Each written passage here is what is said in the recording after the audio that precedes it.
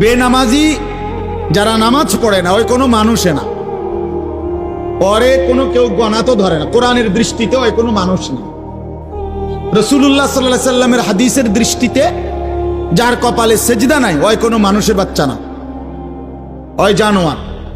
এই জন্য ওরে কোনো হিসাব ধরে লাভ নেই। বেনামাজি ওই কোনো গণার মানুষ না। এই জন্য কোরআন শরীফে আছে, আল্লাহ বলছে ফজরের নামাজে আমার ফেরেশতা এবং আমার ইমানদার বান্দাদের সমাবেশ হয়। তার মানে বেনামাজিকে আল্লাহ তাআলা বান্দাই গণার ধরে না। দূর তুই পাগল, ফালতু কোথাকার বেটা, তুই 800 ভাত খাইতি ভাত খাবে না, 800 দুনিয়ায় ঘুম যাইতি যা ঘুম যা বেটা নাফরমান। 800 পেশাব পায়খানা ধরলে পেশাব পায়খানা করবি, খাইবি ঘুমাইবি, যৌন চাহিদা পূরণ করবা, খালাস, এরই নাম জিন্দিগি। এ তো জানোয়ারের জিন্দিগি। এক জানোয়ারও গরু ছাগল কুকুর বিড়ালও খায় ঘুমায় পেশাব পায়খানা করে যৌন চাহিদা পূরণ করে। এই জন্য গরু ছাগল কুকুর বিড়ালেরও বাচ্চা কাচ্চা হয়, হয় না? তাহলে বোঝা গেল তারও যৌন চাহিদা কি হয়, পূরণ হয়।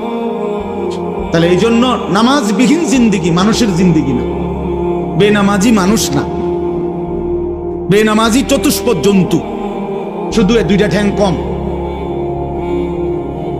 এতটুকুই তফাৎ।